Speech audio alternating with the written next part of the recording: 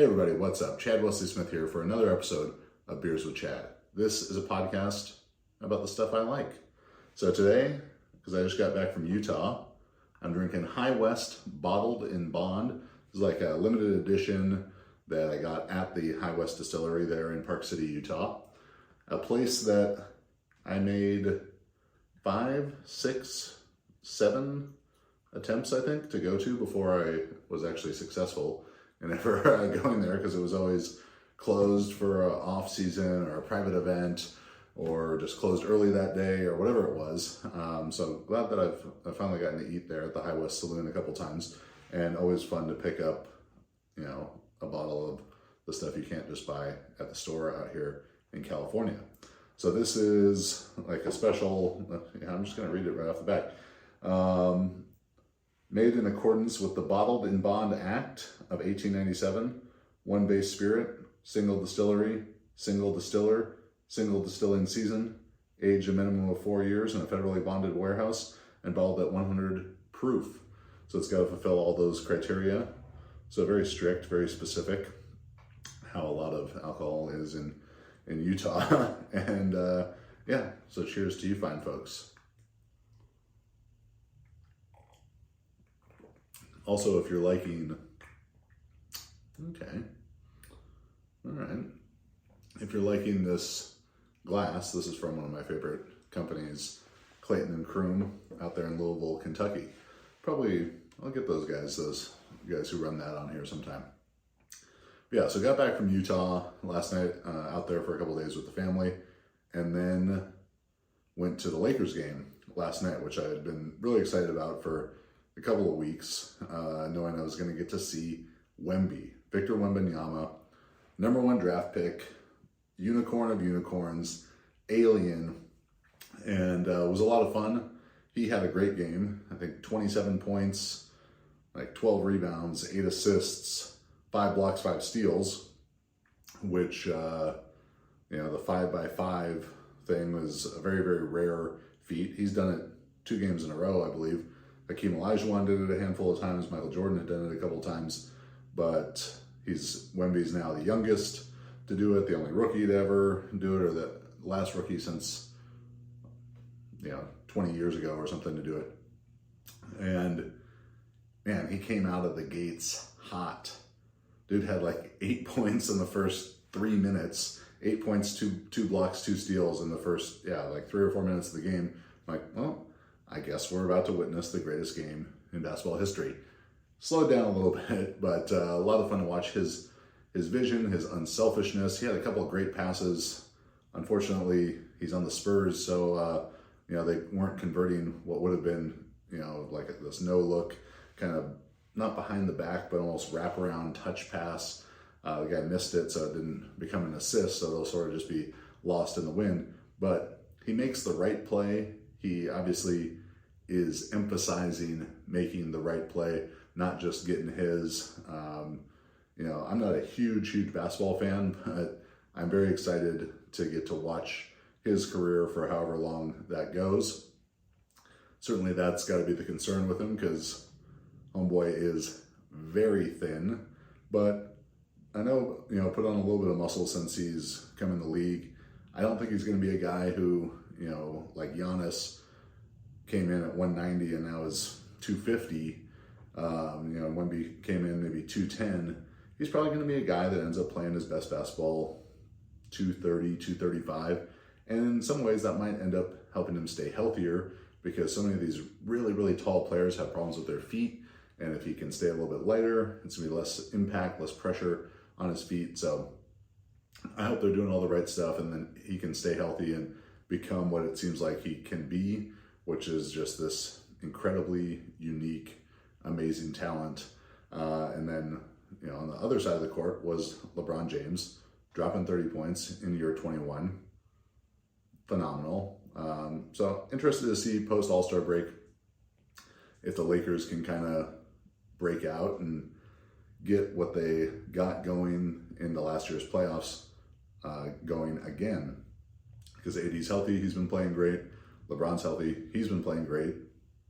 It just really hasn't been gelling as a team. Some of the details, maybe some of the coaching, they probably would have been better off with Frank Vogel, but who am I to judge that? But a lot of fun getting up there to crypto.com and seeing the Lakers and Spurs play. Also, when I was waiting in line for beers before the game, the group in front of me, group behind me, and another group in line, all speaking French.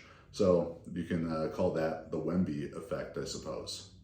So today I'm going to be talking about sport, the most difficult sport. What is the most difficult sport? So ESPN had a ranking that came out not too long ago, ranking the most, their panel's most difficult sport. And this is through a number of different categories: endurance, strength, power, speed, agility, flexibility, nerve, durability, hand-eye coordination, and analytic aptitude. So I'm going to give you my take on what they got right, mostly what they got wrong, and give you my own rankings.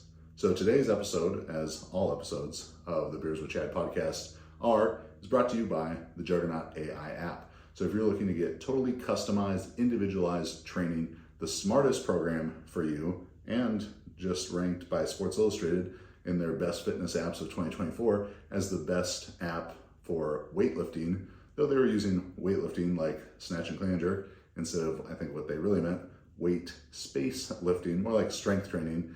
But we were the highest rated app on there in terms of Google Play Store and Apple App Store rankings, kind of by a lot. So if you want to get the smartest program for you and it grows and adapts with you, my brain right in your pocket, you can use code BEERS at juggernautai.app, or don't use the code, but get a 2-week free trial, and you can only do that at the website. So here we go. Beers with Chad, most difficult sport. Cheers.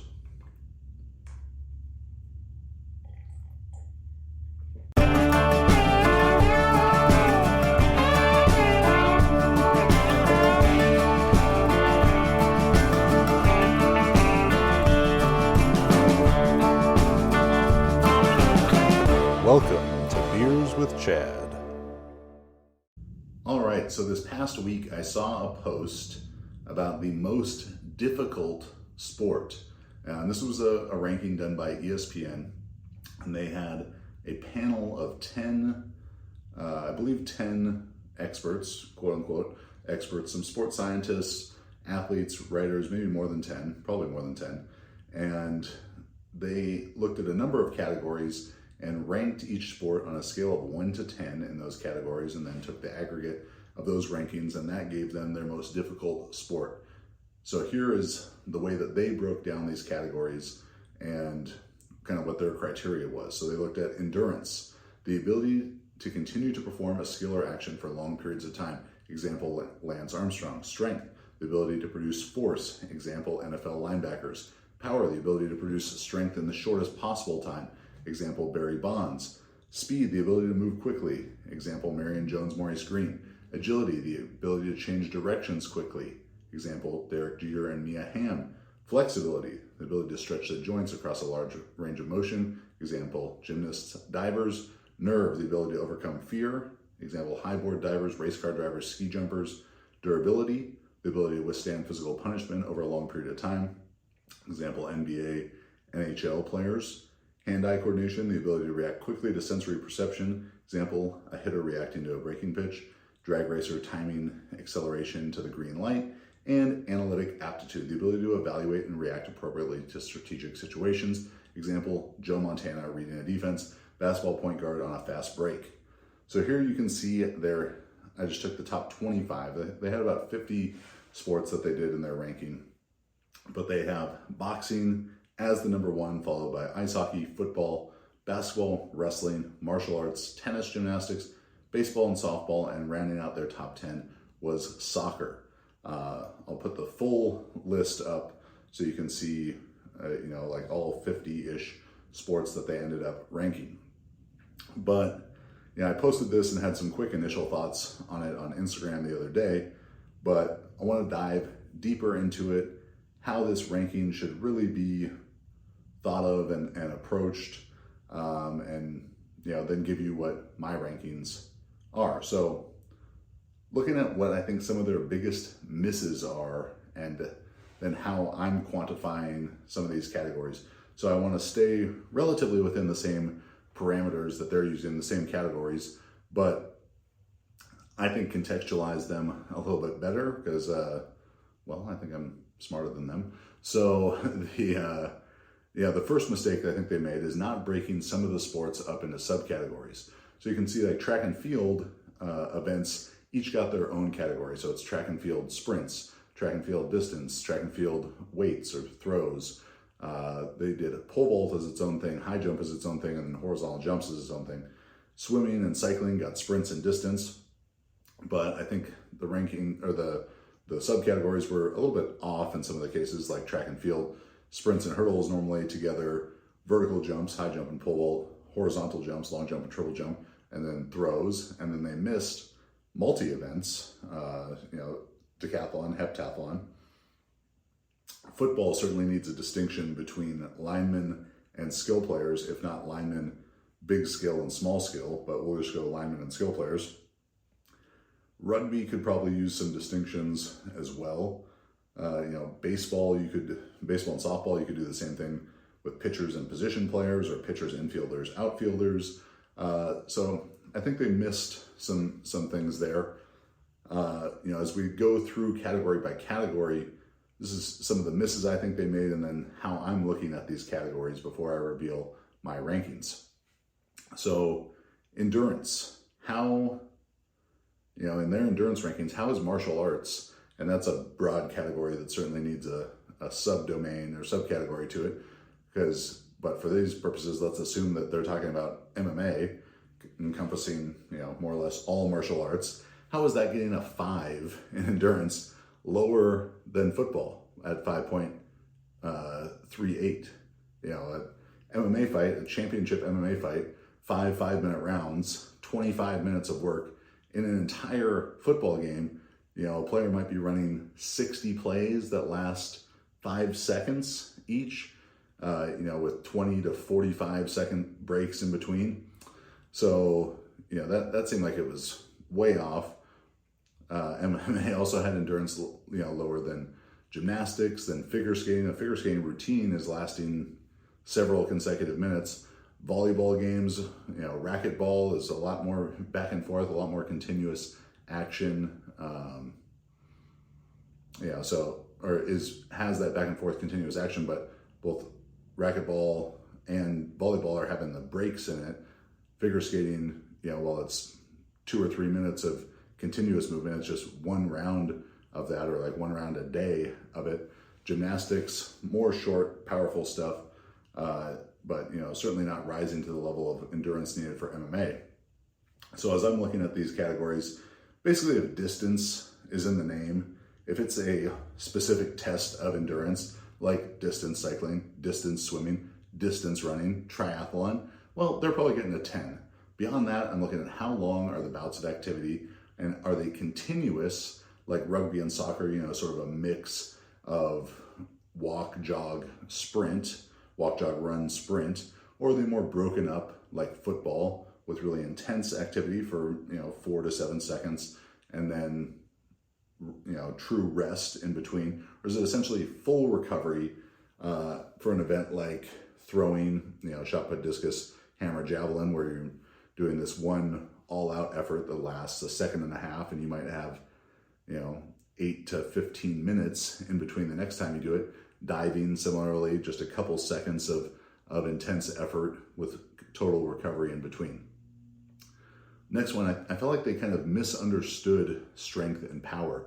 So they're talking, about, for strength, the ability to produce force. NFL linebackers, strength in the absolute force production sense, as it is in powerlifting, is really not that valuable of a skill and doesn't manifest itself very often in many sports, many non-barbell sports, because they move so fast.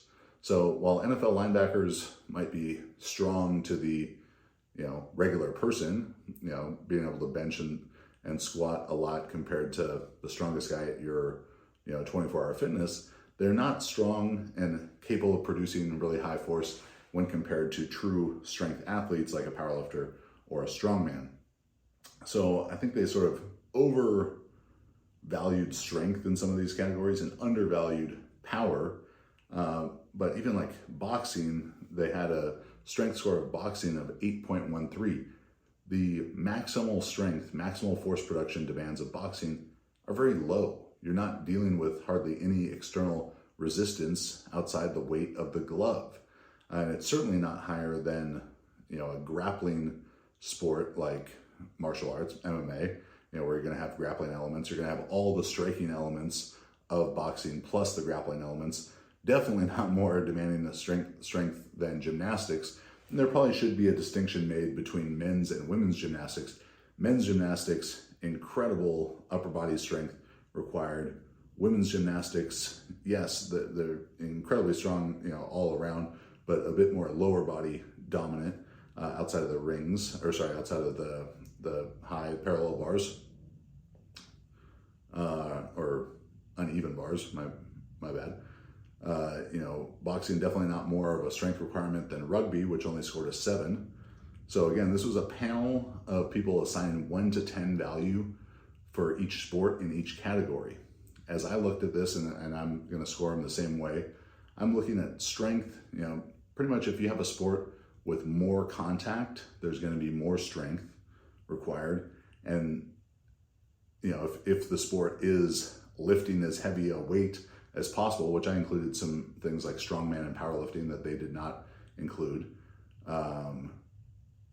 then certainly more strength. If the sport is how much weight can you lift, that's going to be more strength.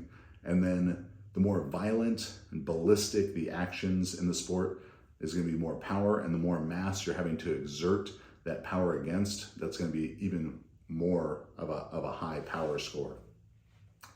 Speed. Now the examples that they gave for speed were Marion Jones and Maurice Green. But somehow track and field sprinting did not receive 10s across the board. I think it was like 9.88. So I found that to be pretty odd. It seems like that should have been kind of a universal 10. And then they were giving higher scores to some sports that involve no sprinting, like boxing and martial arts, and they're ranking comparable to sports that are heavily influenced by your sprint speed outcome, like rugby. They had pole vault as its own category, field hockey. Those were all lower than boxing and martial arts in speed, sports that don't involve any actual sprinting, even though they defined it as sprinting. And then, track and field, the horizontal jumps only got 6.75 somehow. If you're a great long jumper, you're like 98% as fast as a great 100-meter runner. So some strange decisions there.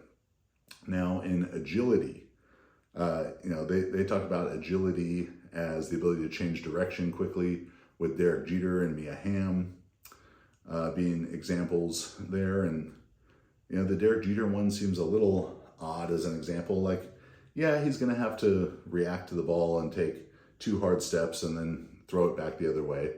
But, that's not like a continuous multiple different changes of direction in the same way that some other sports are. But as you're looking with agility, boxing 6.25 was nearly equal to football. And again, football should probably be divided up into multiple categories, positional categories there. But, boxing, yeah, you're moving side to side, forward and back. But, the footwork is very, very significant in boxing, but there's not true change of direction happening near the same as it is in football. Why was football scored higher at 6.38 than rugby in this ESPN thing? Rugby's got just as much, if not more, change of direction in it than football does, because you can be instantly changing from offense to defense. And then some of these sports that basically involve no change of direction, like, distance cycling. How did that get a 3.75? Like, there is no agility in distance cycling. Like, steering the bike around an obstacle of some sort. I mean, I feel like I'm even stretching there a little bit. So sports like cycling, ski jumping, long jump and triple jump, sprinting, distance running, swimming, rowing, all of those have essentially no agility by their own definition. So they should essentially be ones across the board. So I looked at agility as, yes, how well are you changing direction, but also displaying balance, controlling your body in space.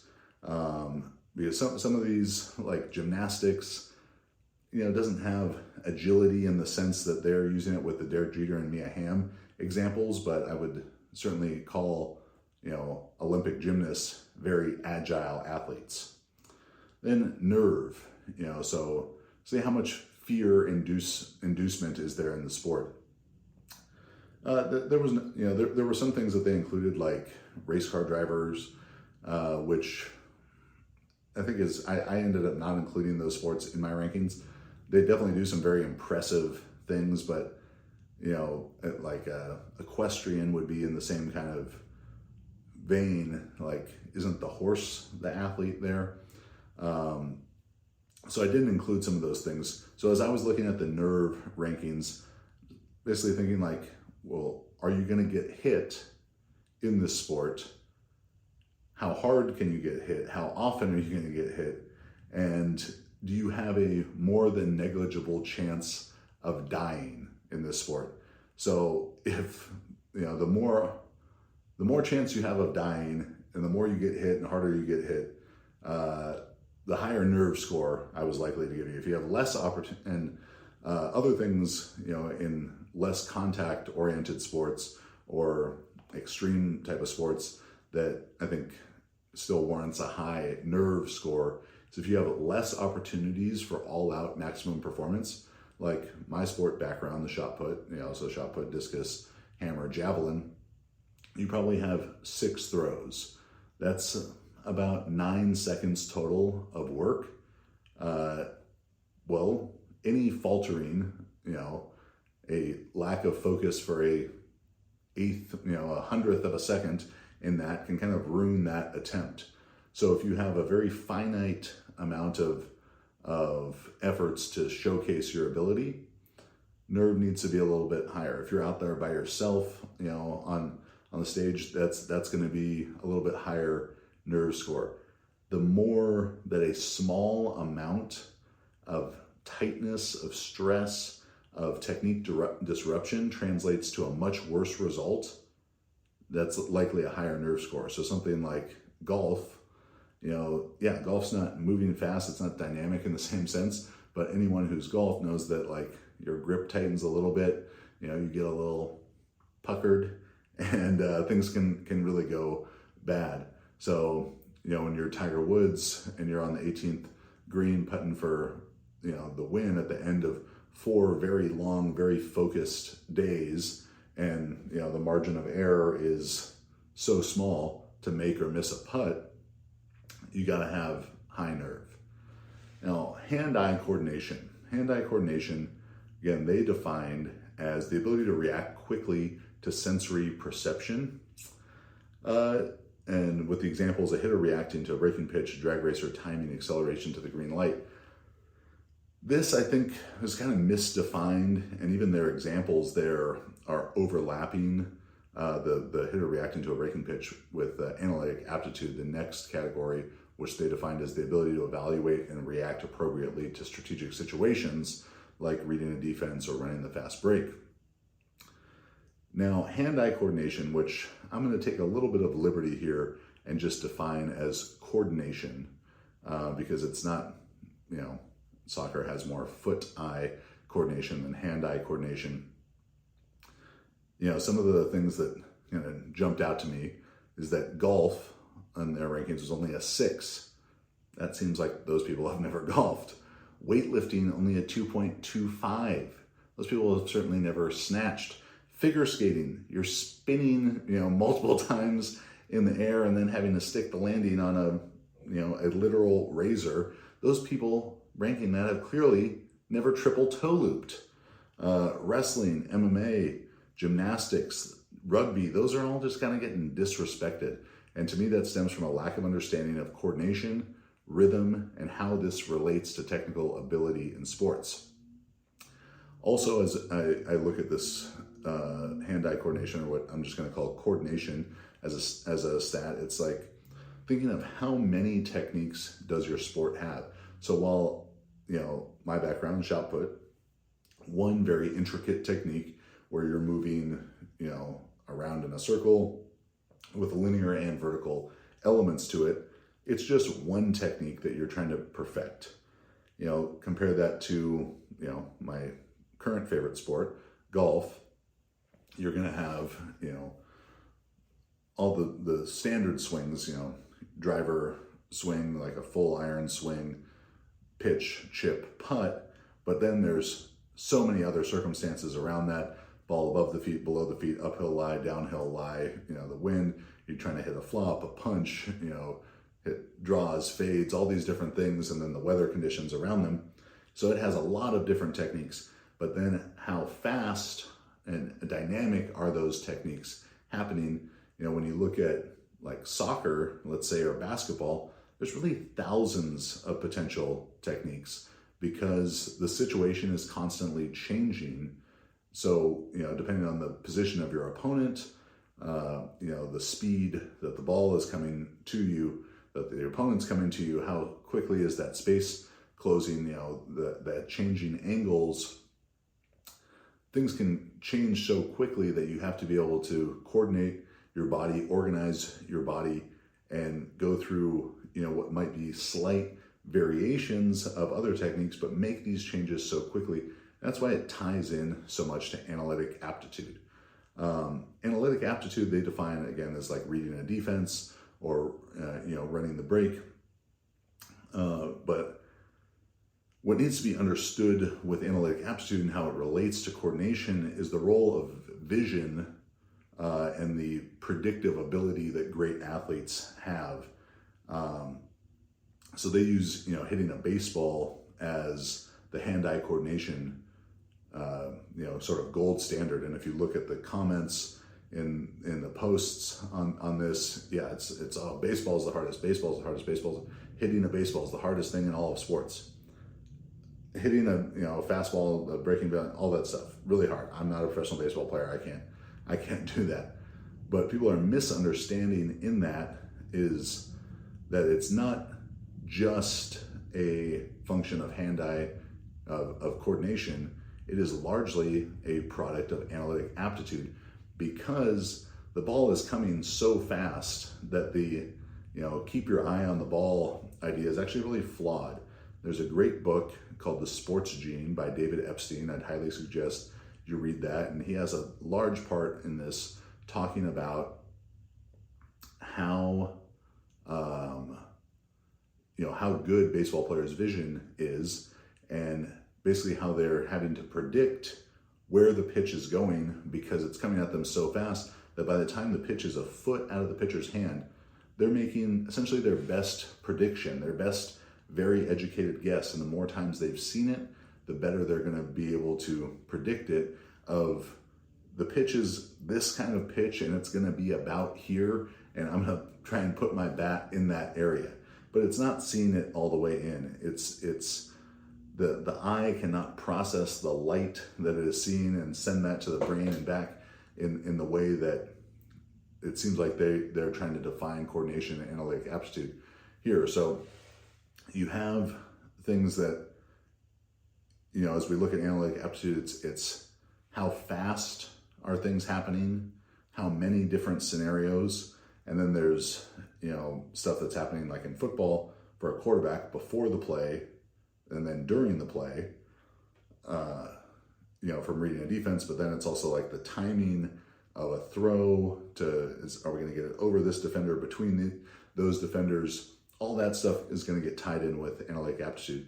So as you look at combat and ball sports, generally it's going to be a higher analytic aptitude required versus individual output-based sports, sprinting, weightlifting,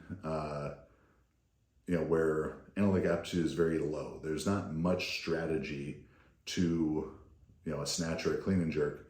Once you're on the platform, you're just going as hard as you can in this, one technique. attempt selection and that kind of stuff. But that, this is coming from a powerlifter, from a strongman. There's very, very, very, very, very little, tactical considerations compared to a football player, a basketball player, a soccer player, like in the moment where they're making these decisions over and over and over. Just because you have 1 minute to pick your next attempt, and should I go up 5 kilos or 7.5 kilos? Like, not even in the same universe.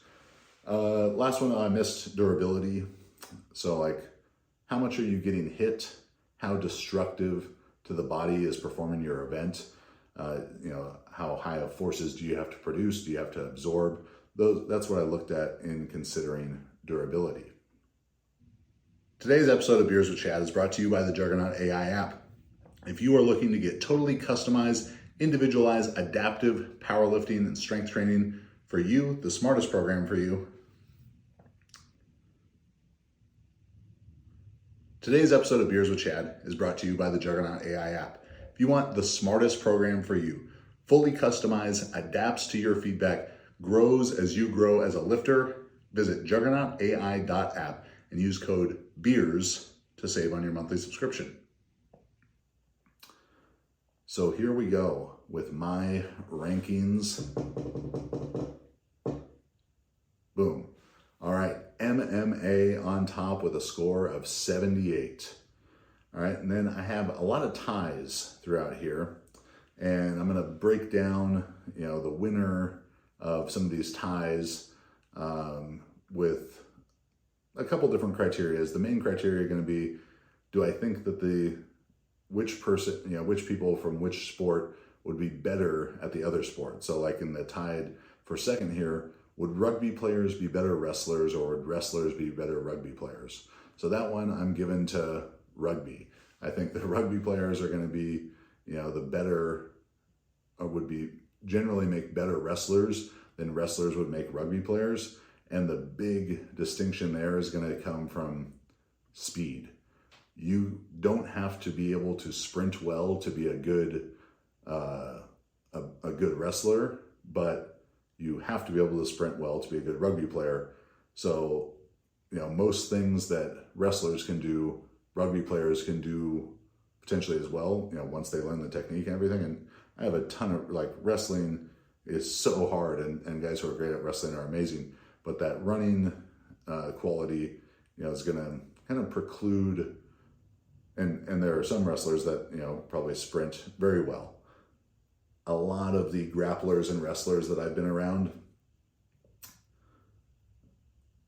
don't, to be polite. They don't run very well. They run like a wrestler.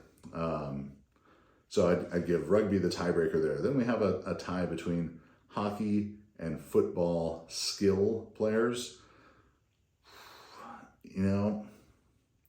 I'd say that football skill players are going to be a little bit more athletic in the broad sense than hockey players. So I'll put football skill players as ranking above hockey players, to break that tie. Boxing, I've got, ESPN had it at number 1. I've got that at number 6. It really it can't compare to MMA, because MMA has everything that boxing has, plus everything that wrestling has, plus everything that jiu-jitsu and judo and all these other things have. That there are just too many constraints around the execution of boxing and the rules for it to rank as high. Now, ESPN had gymnastics much, much lower. They had gymnastics down at number 8, I guess not much, much lower. And I have gymnastics at number 7. But, some of the ways that they ranked gymnastics with the relatively low 6.13 in strength, agility, and again, I quantified agility a little bit differently, but if you're spinning and flipping and twisting through the air, I'm going to call you a very agile athlete. Nerve, 7.5. Gymnastics, I put even a little bit higher than that. The hand-eye coordination, again, I'm treating that as just coordination. a gymnast is definitely coordinating their body in space in an incredible way. Super high in flexibility. Then we've got basketball and soccer in a tie. The two most popular sports worldwide. If I had to say, on the whole, are there more basketball players, percentage-wise, that are likely to be good soccer players, or more soccer players percentage-wise, like Premier League or World Cup level, that would likely be, successful NBA or, professional European basketball players? I'd have to say that basketball gets the nod there, simply from the standpoint of the body type to be successful in basketball is so unique. There's a lot more variance in great soccer players' bodies, where basketball, so few of those great soccer players, though, even a tall soccer player at 6'2" or 6'3" would be too short, probably, from a statistical likelihood standpoint, to be successful in the NBA. We've got linemen in football. The strength and power rankings, bringing them up. The durability part for football linemen, really, really high. I mean, those guys are just abusing their bodies all the time. Lacrosse, tennis, skiing and snowboarding, freestyle. This is one I gave a very high nerve ranking to. Like when my brother and I were in Utah last week, and he's really into snowboarding, has been for a long time, since the 80s. And I remember we used to play Cool Borders. Yeah, I think that was the name of the video game on PS1. And you could do a 1440 or all these rotations. And now snowboarders are going beyond what used to be just sort of a cartoonish video game. So their nerve ranking's got to be so high. Similar, they're like gymnasts strapped to a board or strapped to skis in the snow with their agility. Yeah, they're not sprinting, so a low score there.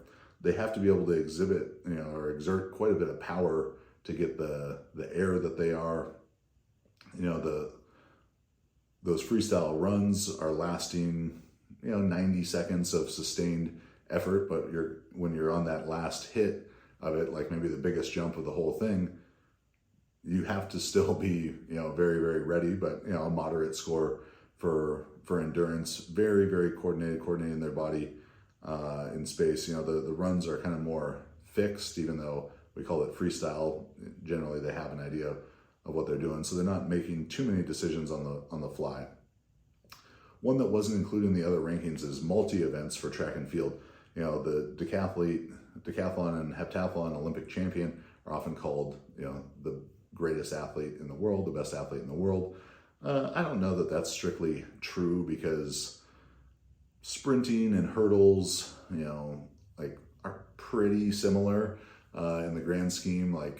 Is the 100-meter dash and the 400 meters that much different? No, it's a test of speed. Yes, more speed endurance, more top-end speed, but not that dissimilar of skill sets. But multi-event athletes, need to be very high ranking. When I was at the University of California, Berkeley, our head coach had been an Olympic medalist in the decathlon, and he was, he probably could have been a professional baseball player as well, and maybe a professional basketball player too. He was unbelievably athletic, coordinated, strong, explosive. By decathlon standards, the 1500 was by far his worst event, but by football player standards, he still would have had great endurance. Water polo is probably a sport that not that many people have a deep understanding of. I've had the opportunity to train a lot of water polo players, really high level guys here in Southern California, as well as being around great water polo players at Cal. And water polo is going to share a lot of elements of basketball, similar endurance profile, strength and power profile. Not going to need to be as fast or explosive or agile, but there's all these combative elements to water polo, wrestling in the water. that a sport like basketball wouldn't have, or soccer. These great water polo players, like the best water polo player at Cal when I was there, he was like 6'6", 250. These are big athletic guys. Baseball, one that a lot of people in the comments were arguing that this should be number one. It's the hardest thing, but they were basically ranking that only on that hitting a baseball, the quote, hitting a baseball is the hardest thing in sports. That one singular feat is very difficult from a hand, eye, and vision, predictive standpoint. But does baseball require near the endurance or strength, speed, power, agility as a lot of these other sports? It doesn't. So it's coming in at T15 for me. Of those three sports, water polo, baseball, volleyball, who would I think is probably the most likely to be great at one of the other ones? I'm probably inclined to say volleyball. Baseball is going to have a lot of really great athletes in it. I don't know that many of them would be great volleyball players. Outside of the volleyball players, some of them being basically too tall and it being a detriment to them in baseball, those volleyball players are going to be super explosive, really flexible, really able to coordinate themselves and coordinate their body effectively. Would they have the hand-eye coordination and predictive ability to just cross over into baseball? No. Essentially, no one will have that without the time. So it becomes kind of a hypothetical exercise of, well, what if we put this same athlete back in time and they were able to develop that visual acumen to do that? And Michael Jordan is not a volleyball player, but a good example here. People want to hate on Michael Jordan's baseball career and say that he was this terrible baseball player. He hadn't swung a baseball bat, in a real baseball game since he was in high school. So I think it was about, he got drafted in '84, switched to baseball in, 94, so 10 years, 3 years of college before that. So let's call it 13 years. And he started off his minor league baseball career with like a 13 or 14 game hitting streak. Was he getting close to hitting under 200 at one point? Yes. But even if he had another year, how much quicker he'd be able to visually understand and predict what was coming. It was really impressive what he was doing. So trying to make this apples to oranges comparison of a guy who hadn't swung a baseball bat in 14 years versus people who had been doing it every day of their life, he was doing really, really well, much better than any of those minor league baseball players would have done trying to play in the NBA. So I'll give volleyball the boost there. Rock climbing, one that wasn't included in ESPN's rankings. And now rock climbing probably needs several categories for speed and bouldering and free soloing, but I don't think it's quite a big enough sport for that. The only reason I didn't give it a 10 in nerve, because free soloing is not so much the sport that gets competed in for rock climbing as it is the speed climbing stuff, and they've got a harness on. They're not going to die doing that, but free solo is all the respect for those guys. That's just a different universe. Now let me go category by category here for weightlifting, as I'm sure on the Juggernaut channel, a lot more weightlifting fans. Endurance, really no endurance component to weightlifting, so a 1 there. Strength, I gave it a 9 instead of a 10, just because I have strongman and powerlifting in here as well, getting 10s in strength, and weightlifting does not have as high a strength requirement as those, so I had to give them a little bit less, but it does have a really high power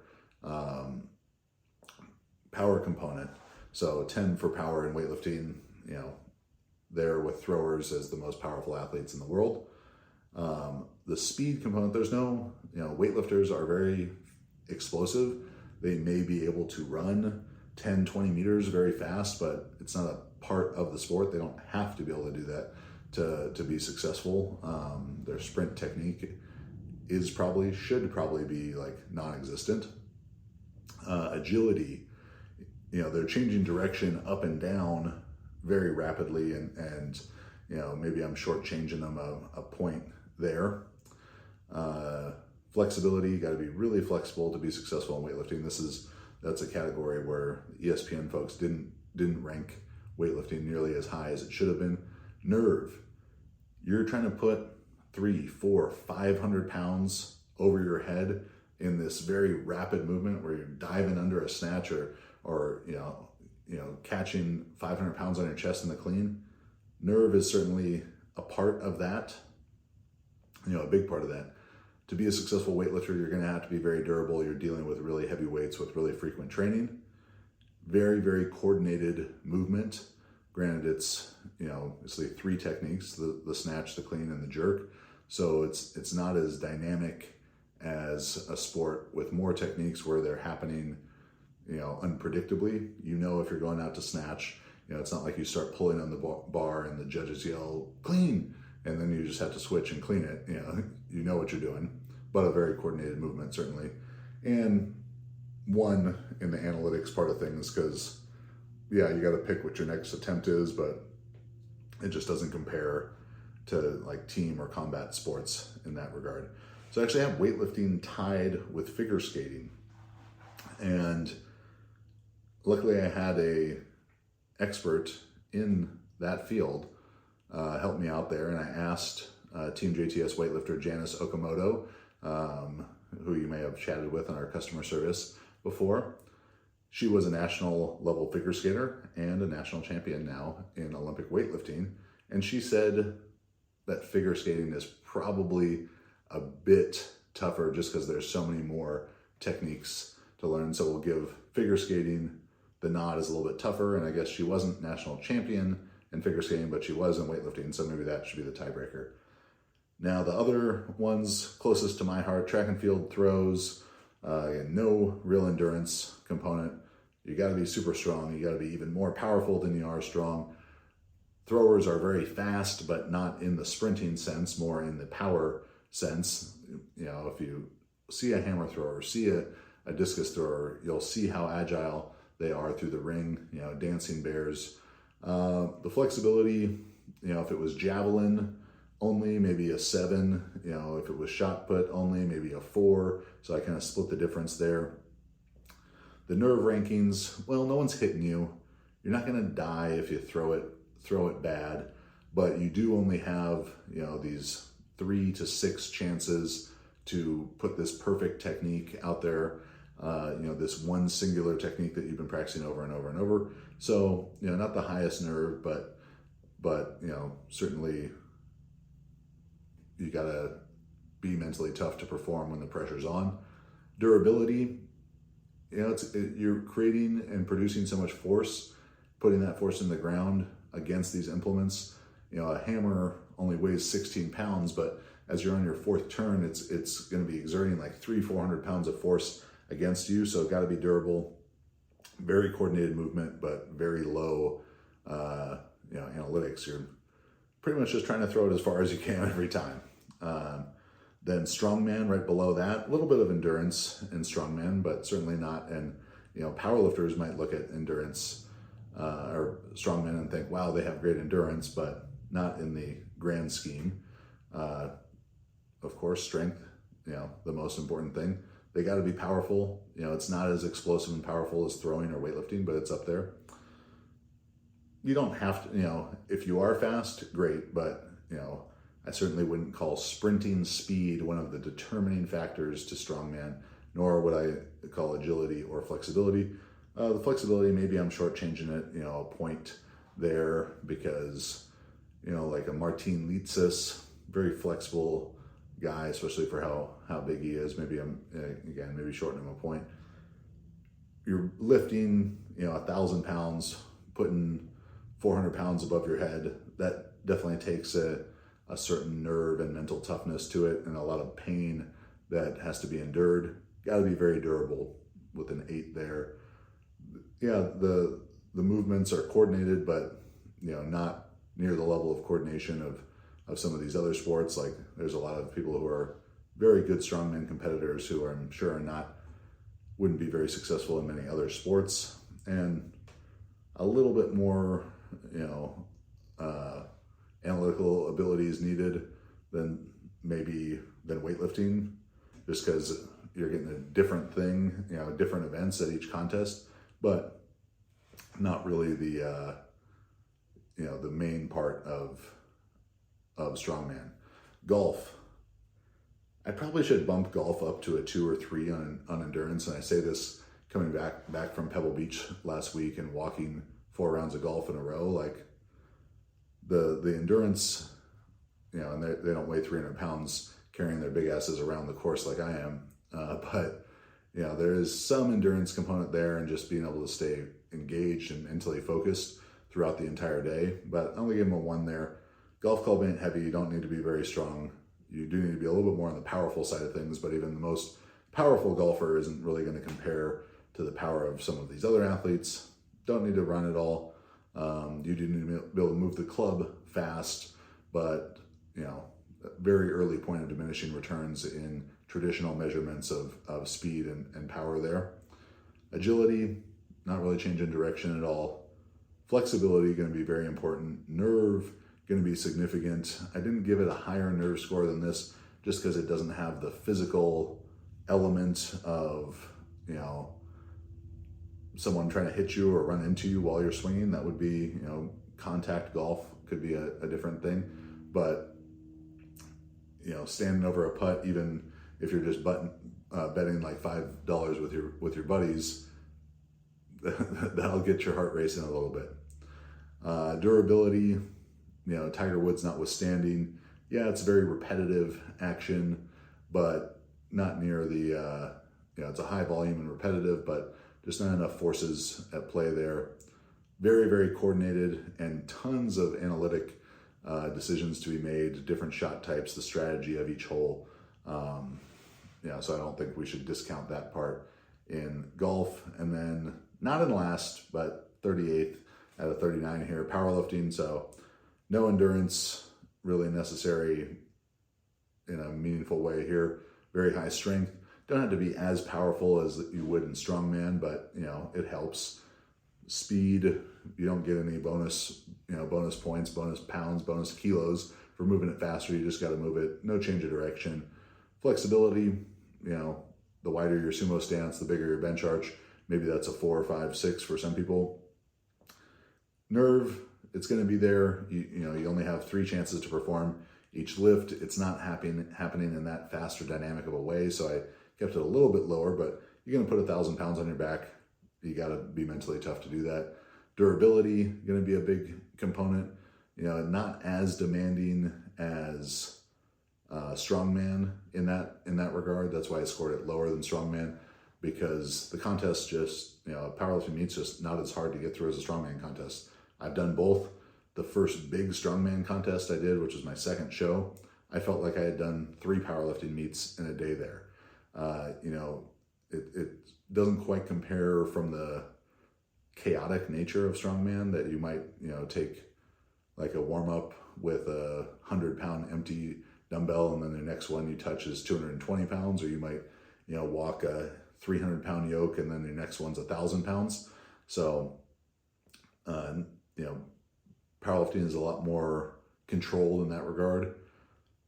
The technique is important, but the technique is fairly simple, and like a lot of these other ones, standing there deciding to, how many kilos to go up, not, the most demanding of analytical decisions. If people started throwing things at you mid-lift and you had to dodge that while deadlifting, we could bump that analytic score up. So these are my thoughts. These are my rankings. Let me know what you think in the comments. If you want to argue with me, if you want to know my rationale behind any of these other ones that I didn't go through, I'm very happy to share those with you. This was Beers with Chad. This was Bottle and Bond, special limited edition from High West. Cheers to you fine folks. Please subscribe, rate, and review.